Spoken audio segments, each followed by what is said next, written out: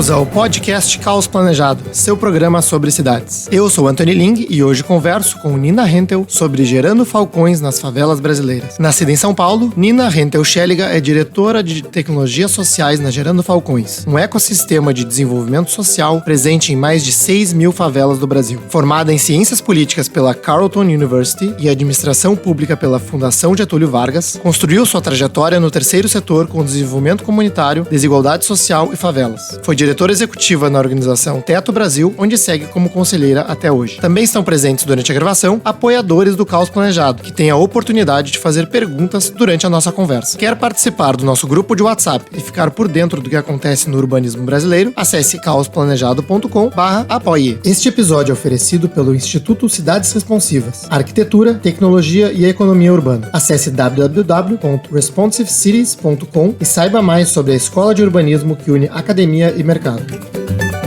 Nina, seja muito bem-vinda ao podcast, é muito prazer poder ter essa conversa contigo. Acho legal falar uma curiosidade aí para os ouvintes, né, que eu já acompanhava o trabalho da Gerando Falcões e do Edu Lira faz algum tempo, e sem querer vi ele saindo de um elevador num prédio comercial aleatório na Faria Lima, em São Paulo. E foi assim que começou o nosso contato, que eu, não, te conheço, né, conheço o Gerando Falcões, vamos fazer alguma coisa. E aí o Edu indicou o teu nome, então para mim é muito, muito legal né, poder ter esse contato contigo hoje, pra gente conhecer um pouco mais o trabalho de vocês. E para começar essa conversa, uma pergunta, enfim, uma fácil, né, que é o que é Gerando Falcões, né? Então conta pros ouvintes, pra gente, o que faz a instituição, e daí a gente segue. Tá ótimo, obrigada por me receber, fiquei super feliz também que o Edu me indicou aqui para estar com vocês. Bom, a Gerando Falcões é um ecossistema de desenvolvimento social, né? A gente começou como uma ONG lá da Zona Leste, do extremo da Zona Leste de São Paulo, em Poá, da onde o Edu né, e o Lê Maestro, nossos cofundadores, junto com a Maiara e a Amanda, e a gente foi crescendo, a gente foi se profissionalizando enquanto organização, a gente foi se tornando referência em uma organização que consegue criar impacto social, usando gestão de qualidade, né, de transparência, de captação de recursos, de gestão organizacional, e hoje a gente evoluiu para um papel realmente de um ecossistema. Então a gente tem uma rede de ONGs no Brasil, a gente tem hoje mais de 1.000 líderes sociais na nossa rede, e isso faz com que a gente consiga estar presente em mais de 6 mil favelas do Brasil, né? Então o que a gente busca criar é realmente ajudar todo o ecossistema de empreendedorismo social do Brasil de evoluir, né? Então que a gente possa apoiar todo mundo a chegar num novo patamar de impacto social e a gente conseguir com isso juntos trabalhar para acabar com a pobreza que a gente vê nas favelas do Brasil, né? Então a gente hoje tem um ecossistema onde a gente consegue formar líderes sociais, ajudar eles a formar a sua equipe, sua organização, fortalecer todo o seu processo organizacional e também criar novas tecnologias sociais que são inovadoras e capazes de apoiar nessa nossa busca por soluções que definitivamente consigam trabalhar para acabar com a pobreza. Muito legal, muito legal. Aí, formando lideranças, vocês conseguem ter um impacto, digamos assim, exponencial, né, no trabalho de vocês. E como diretora de tecnologias sociais, qual que é o teu papel, quais são os desafios que tu endereça nesse... Perfeito. Bom, eu como diretora de tecnologias sociais, estou na frente que atua principalmente num projeto chamado Favela 3D. Então, no ano passado a gente criou essa área para assumir a gestão desse projeto, que é um projeto que é um programa, né, que a gente criou durante a pandemia, quando a gente percebeu o quão rápido que a pandemia piorou a situação de pobreza nas favelas, né? Então a gente vinha atuando com toda a nossa rede, focado muito em oficinas de cultura, oficinas de esporte, fazendo qualificação profissional de adultos e jovens, que é um trabalho muito importante e super relevante com toda a nossa rede, mas foi muito forte, a gente percebeu quão rápido que esses nossos alunos e todas as famílias com que a gente trabalhava caíram numa situação de pobreza com a pandemia, assim, né? Então, em um mês, a gente estava com filas nas portas das nossas organizações de pessoas pedindo comida, pessoas relatando fome, e isso, né, se não era urgente o suficiente antes, uma situação ficou ainda mais alarmante, né, que a situação da pobreza crescendo no Brasil, a desigualdade crescendo no Brasil, e aí a gente falou, bom, claramente a gente está criando impacto, a gente está criando oportunidades para crianças e jovens na favela, mas existe uma raiz de um problema aqui da pobreza que a gente precisa endereçar, que ele é mais complexo do que isso, que é quando a gente olha para essas crianças que na volta para casa, ela está voltando para casa num barraco, ela está voltando para casa numa favela onde não tem saneamento básico, onde os pais têm uma insegurança financeira tremenda, enfim, e aí todos os outros problemas vinculados direto aí ao que a gente vê nas favelas do Brasil historicamente. Então a gente começou a criar esse projeto chamado Favela 3D, que é o nosso moonshot, né? É a nossa grande inovação para executar a nossa missão, que é transformar a pobreza em peça de museu antes que Elon Musk colonize Marte, que é a nossa missão de trazer realmente a riqueza, a inovação e as ideias para cá, para a nossa missão,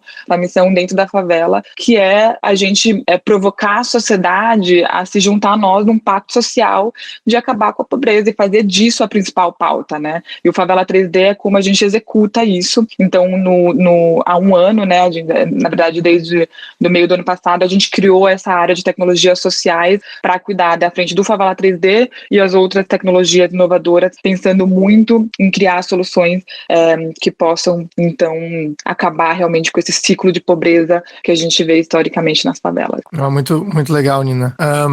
Você, antes da Gerando Falcões, trabalhava na Teto, a ONG que foca na construção de casas emergenciais, né, também muitas vezes em áreas de favela, em grande parte da América Latina, né?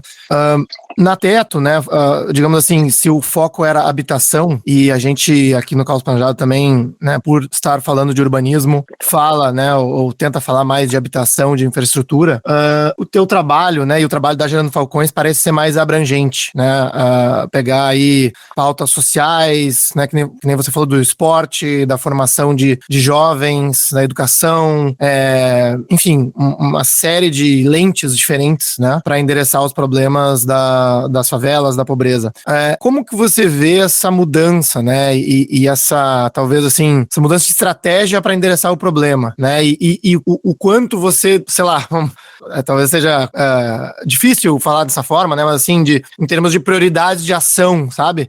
Como você vê isso e, inclusive, assim, talvez trazendo algum exemplo, né, do seu trabalho antes no Teto. Sim, bom, no Teto, eu fiquei muitos anos no Teto, né, então acho que eu comecei no Teto como voluntária, fui até a direção executiva lá, e no Teto a gente tinha a gente tem até hoje, né, eu sou conselheira lá até hoje, eu sou parte do conselho da Teto, e a habitação, ela é a habitação emergencial, e agora com outras soluções de habitação também é o principal foco, mas também já abrangendo para outros tipos de projetos comunitários e também todo o fortalecimento do desenvolvimento comunitário atrelado a esses projetos, né? Então, acho que ali com o Teto também tem uma questão muito importante de pautar a favela, de dados e de trazer esses dados com esse conhecimento para a pauta do que é a favela no Brasil e como que essas habitações também fazem uma provocação para a necessidade, para a urgência desse tema que a gente vem trabalhando há tantos anos, né? E trazer isso para dentro da Gerando Falcões, acho que foi realmente um shift do entendimento, assim, acho que é super interessante esse processo de, primeiro, eu vim para Gerando Falcões, né, então eu saí dessa atuação e vim para um lugar muito mais de formação de liderança e tudo mais, para depois assumir essa frente do Favela 3D, que tem que passar por habitação, não tem como a gente não passar, tanto que o projeto que a gente tem em São José do Rio Preto, ele é um projeto extremamente pesado na parte habitacional, porque a gente está trabalhando na construção de habitações junto com a CDHU lá, e aí eu posso entrar mais nesse ponto também. É um tema muito forte que a gente precisa trabalhar quando a gente está falando de favela de qualquer forma. Mas foi um shift também para a gente entender, primeiro, que quando a gente fala da necessidade da gente desenvolver e da gente mudar realmente a realidade da pobreza na favela, que a gente precisa passar por todos os temas, incluindo habitação, né? Mas também incluindo saúde, e incluindo infraestrutura, né, urbanismo, e incluindo educação, alfabetização, e incluindo empoderamento feminino, né, incluindo drogadição. Então tem muitos pontos que a gente foi compreendendo nesse processo de diagnóstico que a gente vai ter que abordar quando a gente realmente quer chegar na raiz do problema. E o que a gente está propondo, eu acho que partindo dessa compreensão de que todos esses temas são importantes e a gente está propondo essa intervenção sistêmica, a ideia é que a gente não seja uma organização que vai executar tudo, né? Então o que a gente tem feito muito é construir as pontes com as melhores soluções.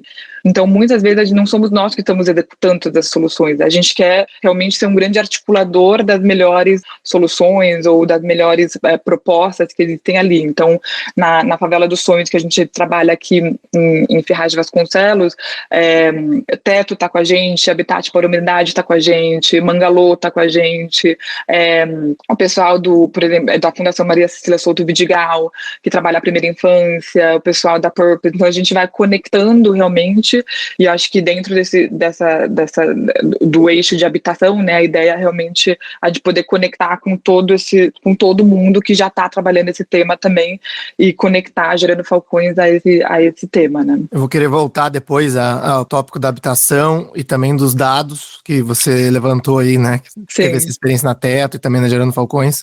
Mas antes disso, né, como você está falando aí de uma articulação de diferentes frentes, né, eu li um artigo que disse que você, o Edu e outros representantes da Gerando Falcões foram em 2020 a Medellín estudar a reurbanização da cidade, né, e o Edu até escreveu um texto intitulado Tutela Não, depois dessa viagem, e eu queria ouvir de ti, né, que relação existe entre o que foi feito em Medellín e essa descrição que você está me dando agora, né, em relação a essas diferentes estratégias, né, para endereçar uma melhoria numa favela. Sim, a viagem para Medellín foi super importante, assim, acho que o Edu foi algumas vezes já, acho que ele já foi umas 3 vezes, e a gente faz várias missões para lá, a gente sempre está levando turmas para ir conhecer.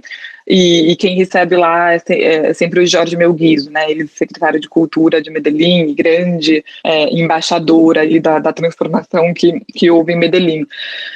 E ir para Medellín, acho que o primeiro ponto é muito importante para inspirar que a transformação é possível, né? Você conhecer a história de Medellín, ir no museu da memória dele lá, assim, é realmente muito impactante, e você consegue ver a capacidade e a possibilidade real de você sair de um cenário de muita violência e realmente de desigualdade, enfim, e ter uma cidade hoje que é uma de maior qualidade de vida da Colômbia, né? Então, primeiro que faz um processo de inspiração, assim. E o segundo, que a gente aprendeu várias coisas com o Jorge Melguizo lá, que a gente foi se inspirando e foi trazendo para cá. Eu acho que um dos principais pontos que a gente incorporou no Favela 3D é a questão do processo de transformação.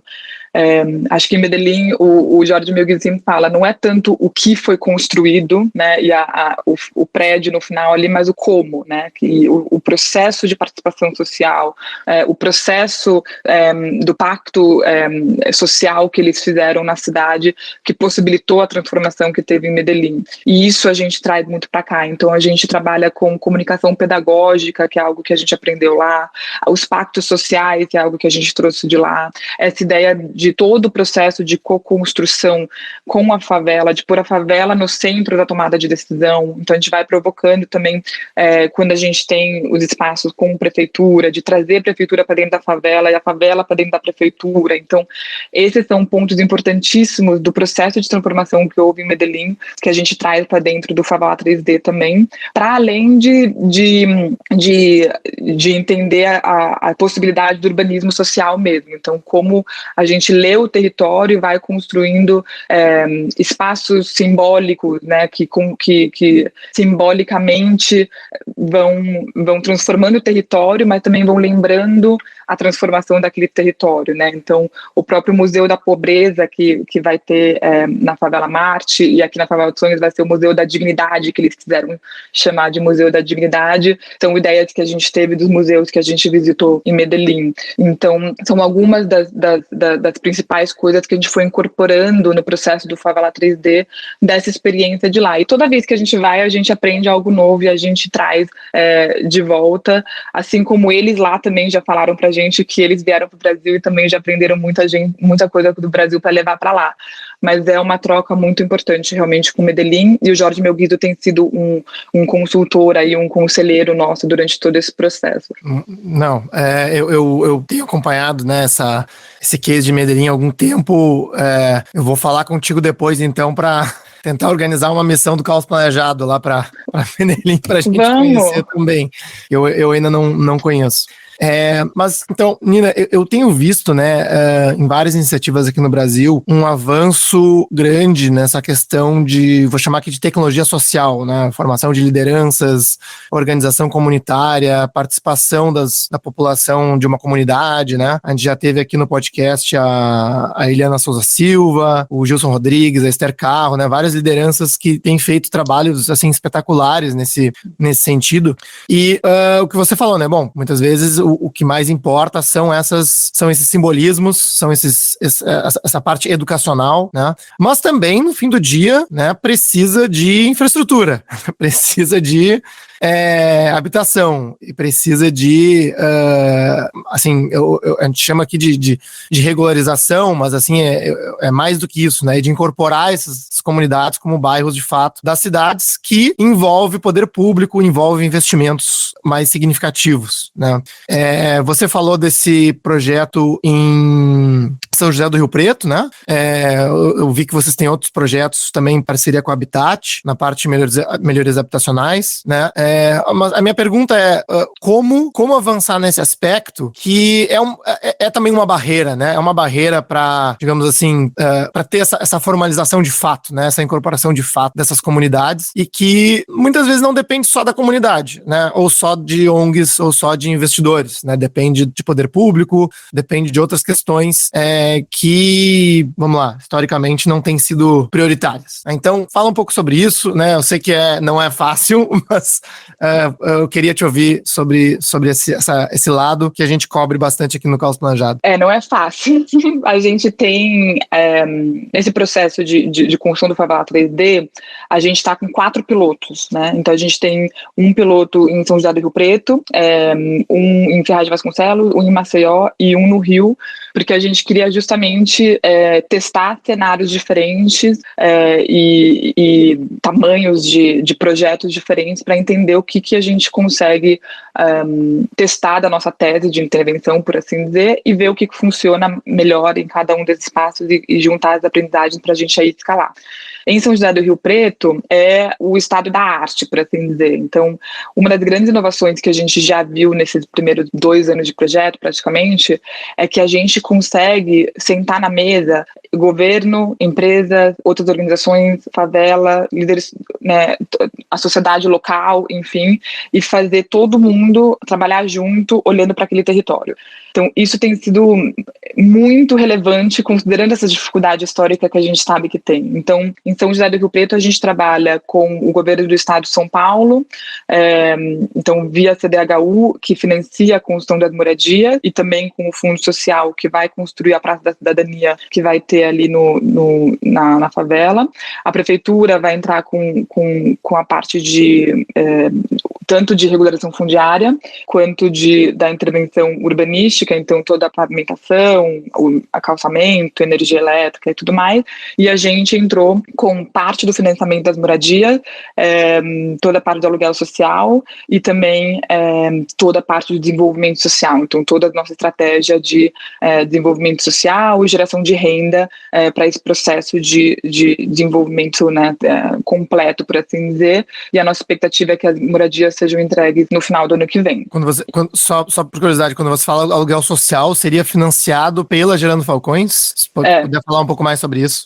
Sim, na hora que a gente assinou o termo de cooperação entre Estado de São Paulo, Prefeitura de São José do Rio Preto e Gerando Falcões, a gente foi dividindo os investimentos e foi dividindo as responsabilidades, e a Gerando Falcões, a gente captou com a filantropia, né, a gente ficou responsável por 15 milhões, parte disso para financiar 20% do valor das moradias e o aluguel social, que a princípio seria via CDHU, né, que seria dentro da política da CDHU, mas que a gente acabou não fazendo, porque a gente viu, como, né, a gente sabe, que o aluguel social da CDHU não daria para alugar uma casa ou apartamentos na cidade, principalmente de São José do Rio Preto. Então, a gente acabou revendo essa estratégia e a gente alugou casas diretamente para as famílias na cidade. Então, a gente alugou 240 moradias na cidade para as famílias morarem nelas durante o processo, até que elas retornem para suas moradias quando elas estiverem prontas no final do ano que vem. Então, a gente investiu, né, a gente foi captar dinheiro, né, a gente captou 15 milhões para as nossas responsabilidades dentro desse acordo de cooperação, e Estado, CDHU e Fundo Social, e município também em torno de 15 milhões, extrapolou um pouquinho para fazer a regulação fundiária e também vai ficar responsável por todas as obras, né? E esse processo, como você falou, é historicamente muito desafiador, e a gente tem conseguido em tempo recorde, inclusive, porque esse acordo de cooperação a gente conseguiu assinar em 5 meses, e já estamos trabalhando, se tudo der certo, semana que vem começam as obras da CDHU, que a terraplanagem já está avançada, e a nossa expectativa é que a gente entregue as casas no final do ano que vem. Então, tem sido muito desafiador, porque eu acho que trabalhar em conjunto com todos os entes e a favela também participando ativamente de todo o desenho do processo, né? Então, o arquiteto Boldarini foi que desenhou todas as casas junto com a favela, então fazendo todo o processo de participação, e também trabalhando com a nossa ONG local, todo o processo de desenvolvimento social. Então, trabalhar em conjunto é difícil, todo mundo tem a sua forma de trabalhar, mas tem sido também um sucesso, se você for pensar, que a gente tem conseguido fazer isso de forma realmente participativa, humana, e a gente está conseguindo avançar, e a gente tem essa expectativa realmente de conseguir terminar até novembro do ano que vem, né? Então, esse é o projeto mais complexo que a gente tem feito e o mais caro também. Então, quando a gente olha o tamanho do investimento, que vai beirar aí, né, 58 milhões de reais, é muito caro considerando também o tamanho da favela. Mas é o piloto, e a gente sabe que pilotos geralmente custam mais caro mesmo, porque a gente está aprendendo. A partir disso, a gente criou um segundo modelo, que é o de Ferraz de Vasconcelos, que também muito inspirado em Medellín e também num outro projeto de Recife, que é o Mais Vida nos Morros. A gente falou, vamos tentar entender o quanto que a gente consegue intervir numa favela parecida com essa de São José do Rio Preto, mas sem ter que necessariamente tirar as famílias para reconstruir as moradias, para refazer tudo, enfim, o quanto que a gente consegue intervir na favela fazendo, por exemplo, com habitat, melhorias habitacionais, né, e fazendo um urbanismo tático. E aí a gente está em Ferraz de Vasconcelos investindo 5 milhões, né, durante 1 ano e meio, e vendo o quanto que a gente consegue fazer uma transformação para tirar essa favela da pobreza com esse tipo de investimento num período muito mais curto, muito mais leve. Também estamos em parceria com a prefeitura, né, mas em pontos mais estratégicos de criar vaga em creche, EJA, de conseguir articular entrada de energia, limpeza de córrego e tudo mais. para a gente aprender esse modelo menor e entender o quanto que a gente consegue escalar esse modelo. Então, isso que a gente está agora observando com esses dois tipos de intervenções, por assim dizer, né? Não, incríveis esses projetos, não conheci em detalhes, mas assim, em ambos casos, imagino que precise de uma abertura das prefeituras, né? E até eu ia te perguntar como que surgiram esses projetos, né? Se veio uma demanda da prefeitura inicialmente, né? Como assim, não, temos essa abertura, essa situação, vamos trabalhar junto, ou foi o caminho inverso, né? Vocês tinham uma liderança, talvez, e aí foram atrás da prefeitura, né? Como que foram essas interlocuções, até para saber como que funciona o processo de vocês, né? Sim, hoje, em todos os casos, a gente foi atrás da prefeitura apresentando a nossa proposta, assim, né? Então, tanto em São José do Rio Preto, em todas as prefeituras foi a gente que foi atrás. E a gente ainda está entendendo se esse vai ser o modelo que a gente vai manter, quando a gente for escalar realmente. A gente agora vai para o ano que vem abrir mais 5 desses projetos para uma segunda onda de pilotos. Mas nesse processo, acho que a gente tem muita abertura com muitas prefeituras, a gente tem essa presença já no território por conta dos nossos líderes sociais. Então, quem implementa esses projetos nas favelas são os nossos líderes sociais que já estão na favela, né? Ou eles são da favela, ou eles atuam há muitos anos na favela, então já tem essa relação ali. E essa aproximação a gente conseguiu fazer muito trazendo uma possibilidade da prefeitura também de fazer alguma coisa que eles não conseguiam fazer até então, né? Acho que tanto com Ferraz quanto com São José do Rio Preto, o que funcionou muito é mostrar que a gente ia apoiar a prefeitura a criar um diálogo com o território que eles não conseguiam fazer, né?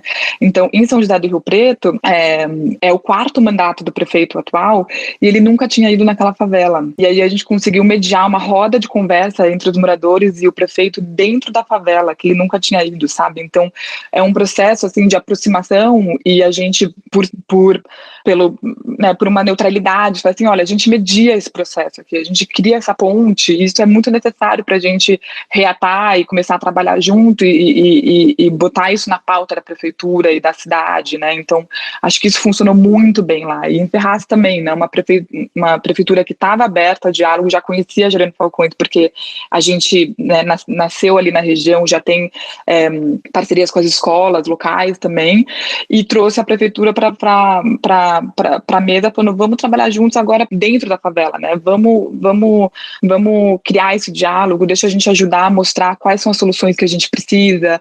Então, a gente facilita também para a prefeitura conseguir dialogar com as favelas. Então, acho que isso que possibilitou muito essa abertura e esse trabalho em conjunto. Muito legal, parabéns. Fico muito feliz de saber que tem coisas assim pelo Brasil acontecendo. No caso de São José do Rio Preto, né, que você falou que teve inclusive esse aluguel dos apartamentos para as pessoas se mudarem enquanto as melhorias eram feitas ou serão feitas, né?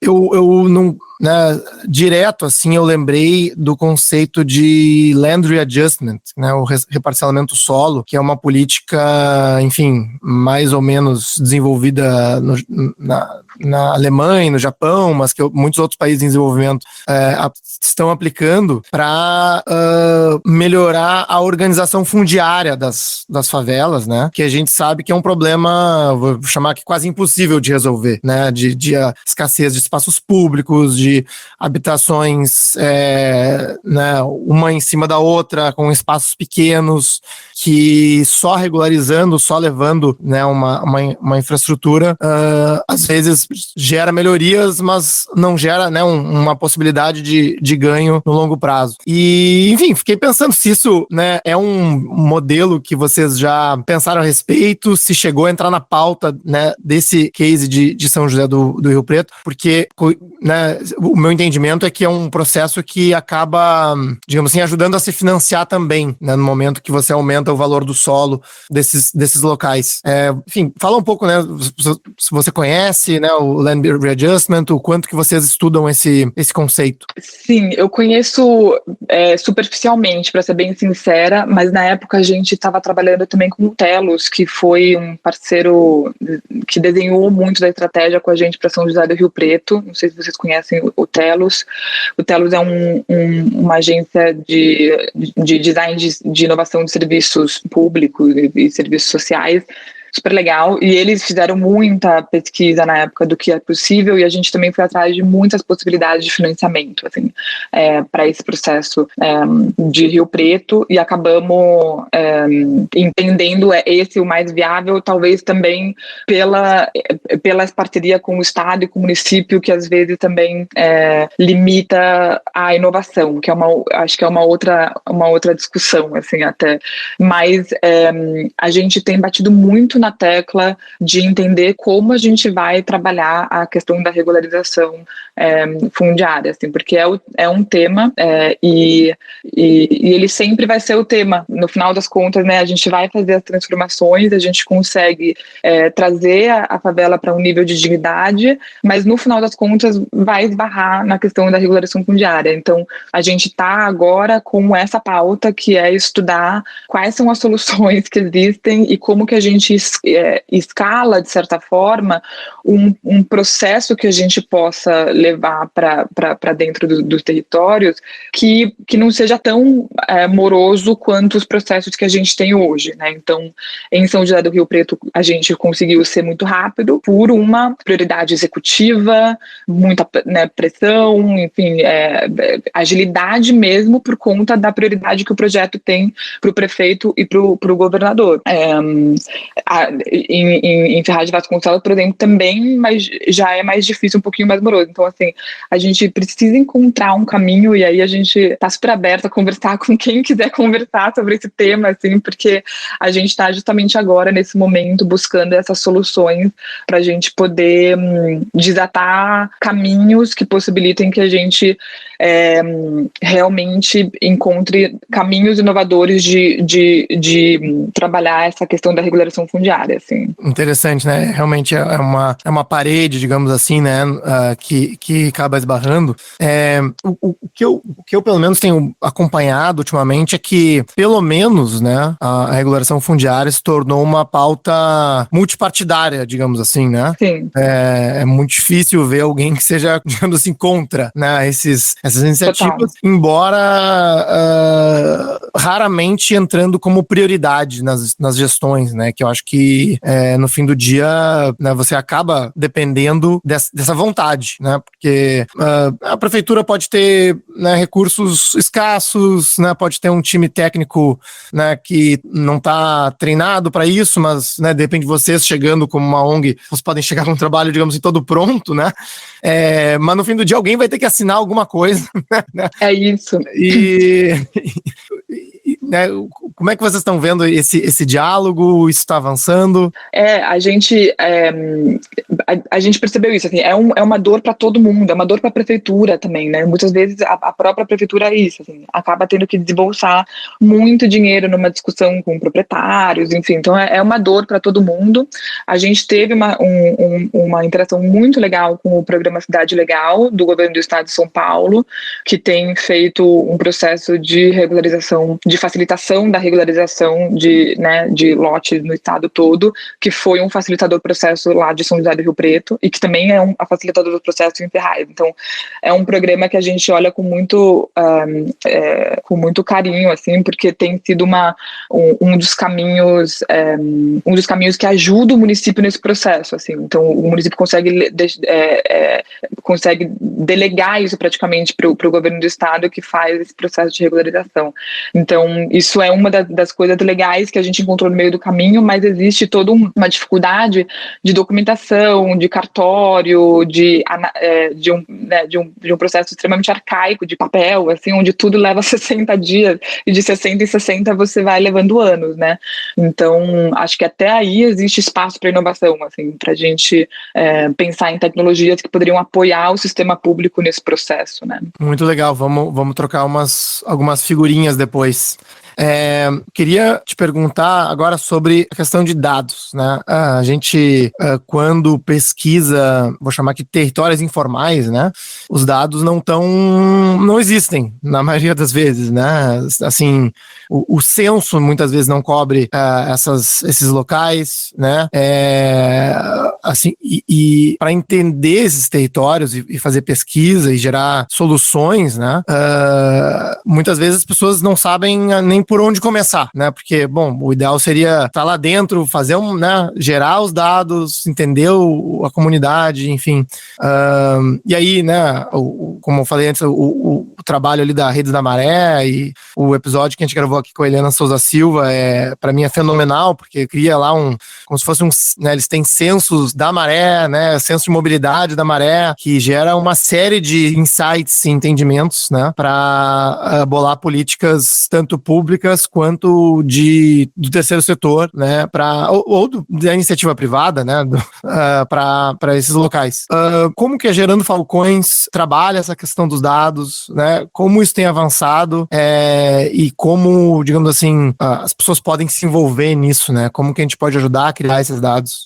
A Gerando Falcões como um todo põe muita importância em dados. Acho que em toda a nossa frente de trabalho, seja back-office e tudo mais, a gente está cada vez mais avançando no uso de dados. Então, desde o início do Favela 3D, a gente tinha essa intenção de conseguir também acompanhar o sucesso da nossa proposta com dados, né, desde o início, para a gente mostrar que a gente está conseguindo gerar a transformação que a gente quer, que a gente espera, enfim, e usar dados para acompanhar isso e gerar essa aprendizagem para o Brasil, né?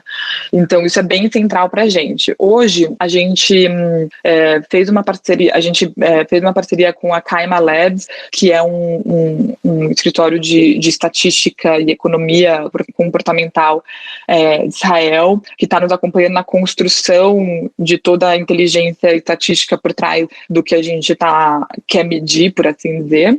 Então, a gente criou um diagnóstico comunitário inicial. Então, em todas essas favelas que a gente está com o projeto Favela 3D, a gente tem esse levantamento de dados inicial, que é super completo hoje.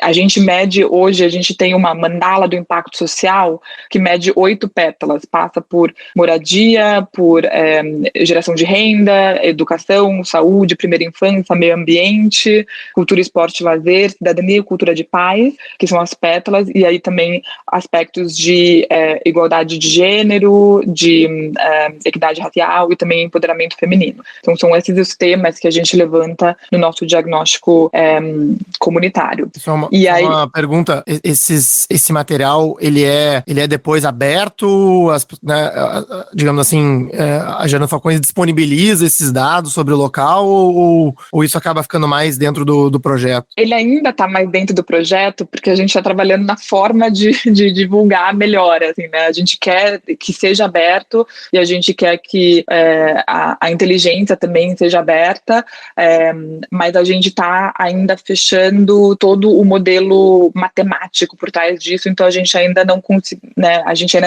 conseguiu publicar, por assim dizer. Nossa expectativa é fazer isso no primeiro semestre do ano que vem. Então a gente usou todo esse ano para construir toda essa inteligência justamente para poder depois abrir isso, né? E com esse diagnóstico comunitário a gente tem todos esses dados que principalmente a gente entrega hoje para os líderes sociais, é a base para conhecer a favela, para levar, para começar todo o processo de discussão, de co-construção, para levar na prefeitura, enfim. E a gente, com essa Kaima, a gente criou um índice de vulnerabilidade, que é um índice que resume todos os dados e a gente quer ter um número que a gente possa ter ali para falar, bom, essa favela está num nível, sei lá, 2.1 de nível de vulnerabilidade, está aqui num nível de pobreza, ou de extrema pobreza, ou de dignidade, né? Então já está num nível de dignidade, já conseguimos tirar do nível de pobreza. E aí com um gráfico aranha, a gente também consegue entender quais são os pontos de maior dor ali. Então, eventualmente, duas favelas têm ali a nota 2.1, mas uma tem a maior dor na primeira infância e a outra tem a maior dor na geração geração de renda, por exemplo, né? Então a gente já consegue olhar para isso, para que a gente possa não simplificar um problema muito complexo, mas que a gente possa, de certa forma, oferecer uma visualização que seja o início de uma discussão, de uma comparação. Então, hoje, por exemplo, quando a gente vai trabalhar com uma prefeitura e a gente convida, né, a prefeitura, vamos trabalhar junto aqui para trabalhar as favelas do seu município, imagina se eu pudesse oferecer para ela um ranqueamento das favelas com maior urgência, por exemplo, que estão em maior grau de vulnerabilidade para a gente trabalhar, né? E aí acompanhar a evolução disso, né? Então, é uma forma da gente conseguir trazer esse tipo de visualização. Então, isso a gente consegue criar com os dados de início, tanto os dados todos para ter os dados da favela, quanto criar esse índice. E aí a gente criou também dentro do Favela 3D um programa que chama Programa Decolagem, que é um programa que a gente criou para poder garantir que cada família da favela esteja realmente saindo da pobreza, né? Então, além da gente fazer todo o processo comunitário, de intervenção urbanística, das habitações e todas as outras soluções que a gente leva, entender se, por exemplo, a família que tem a demanda, por exemplo, para uma solução de educação, para uma solução de geração de renda e tudo mais, efetivamente esteja recebendo essas soluções e esteja conseguindo sair da pobreza. Então, a gente criou esse programa para traçar trilhas individuais de superação da pobreza para cada uma das famílias. A gente tem uma equipe que faz isso. E aí, nesse acompanhamento, que a gente vai atualizando os dados da favela para entender o quanto que efetivamente as famílias estão melhorando a sua qualidade de vida durante esse processo. Então, a gente tem essa linha inicial de dados e com dados sendo atualizados durante todo esse processo, a gente acompanha a evolução, né, do processo, das soluções, o quanto a gente consegue entender se uma solução está trazendo resultado ou não e consegue ir atualizando o índice da favela também para ver o quanto que efetivamente a gente está gerando o impacto que a gente espera. Eu fico ouvindo a tua explicação e fico pensando, não, como é que por que a Secretaria de Habitação, a Secretaria de Assistência Social não pensa exatamente da mesma forma para conseguir atuar no território de uma forma mais eficiente, né? Porque é isso, né? Assim, às vezes a gente olha para o problema, é um monte de coisa, não sabe nem por onde começar, mas a partir desse levantamento, é aquela coisa do 80-20, né? Bom, vamos focar aqui, né? Que a gente pode gastar menos recursos, gerar um resultado muito maior, e você tem a informação ali para embasar as ações, né? Achei espetacular.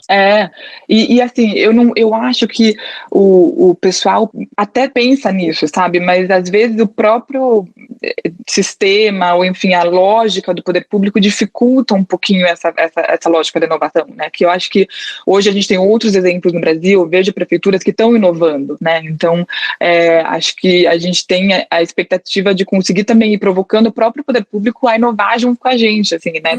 Né?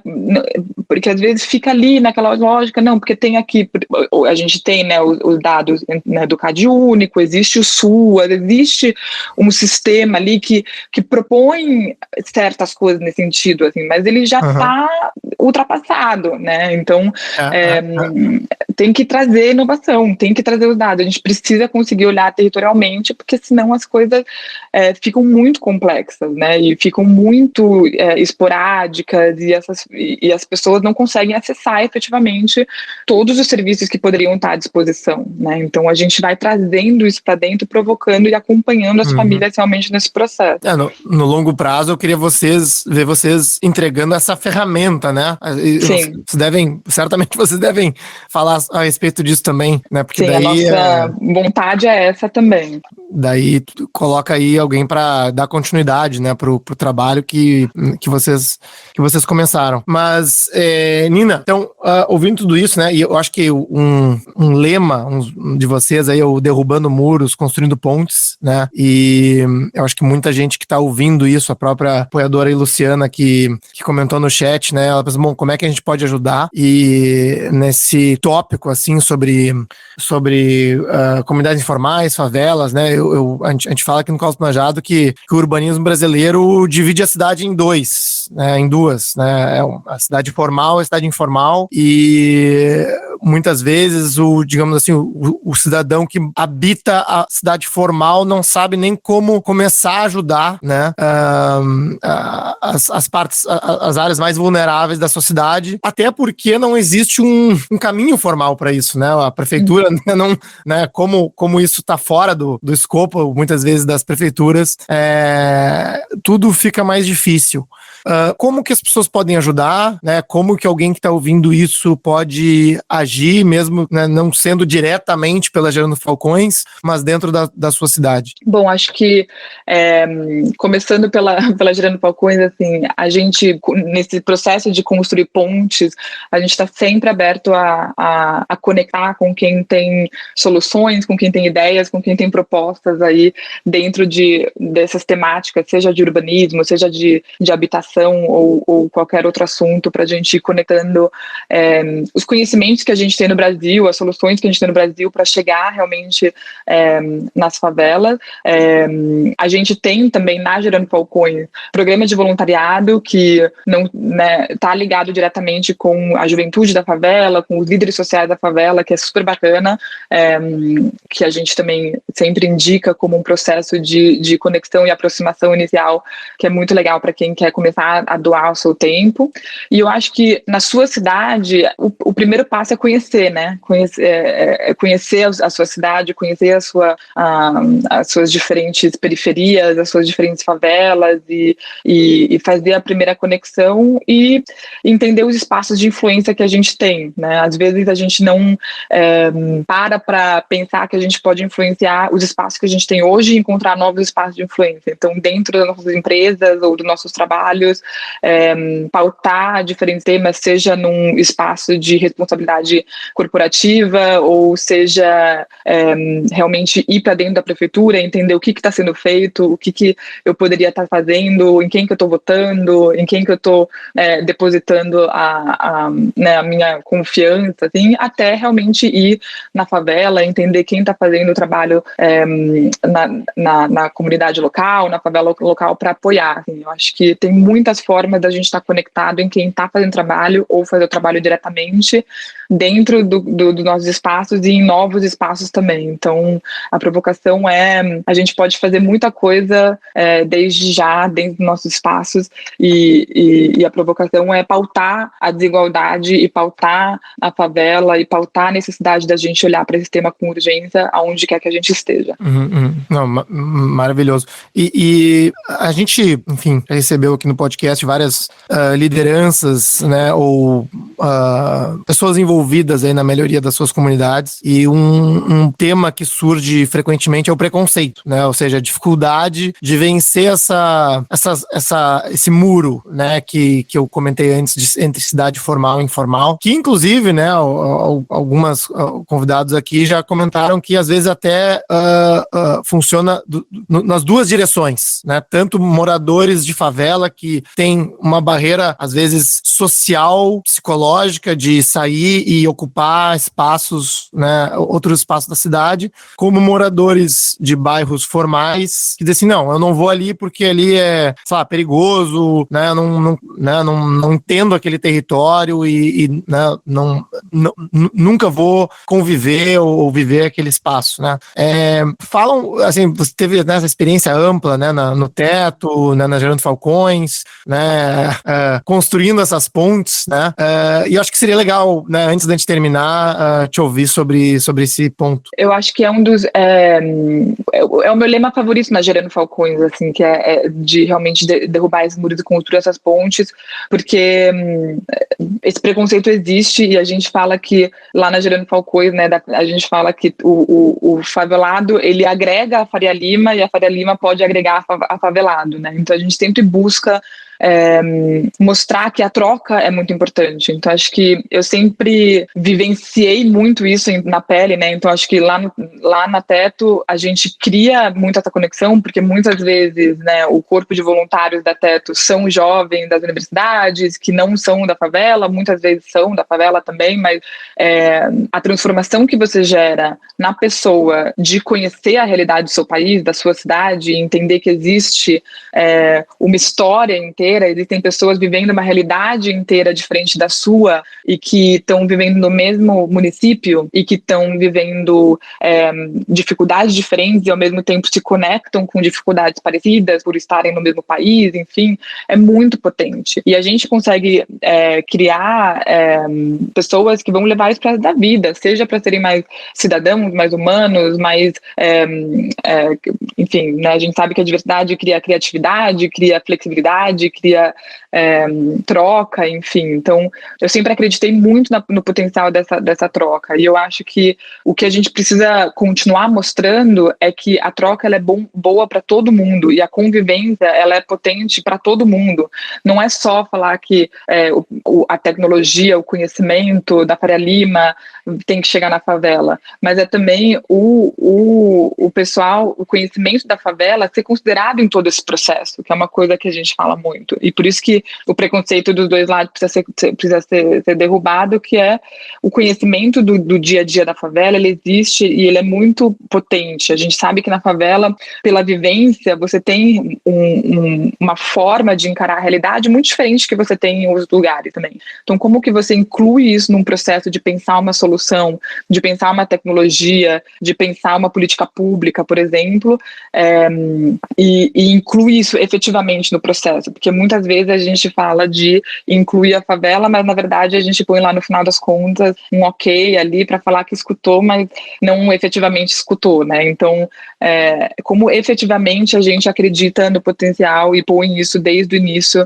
na discussão, na tomada de decisão, no processo de pensar realmente as soluções, né? Então, acho que toda a minha trajetória foi muito baseada nessa conexão, nessa troca. Eu acredito muito nisso, e esse lema na Gerando Falcões acho que tem sido o nosso grande potencial, assim, realmente. O Edu é essa pessoa que cria essas pontes. Acho que a gente precisa continuar construindo isso, e os resultados só têm sido maravilhosos. Então acho que é continuar acreditando nessa troca. Olha, eu adorei a mensagem otimista, né? E sempre gosto de terminar os episódios com uma mensagem otimista para as nossas cidades, principalmente para as áreas que mais precisam de atenção. E queria deixar a palavra para ti, né, para das considerações finais. Se faltou alguma coisa que eu acabei não perguntando. E também veio uma pergunta da Luciana, se existe algum canal específico para falar com o Gerando Falcões, né? Se alguém quiser entrar em contato depois de ouvir esse podcast, como voluntário, como alguém trazendo ideias, né? Como que a gente pode ajudar? Boa.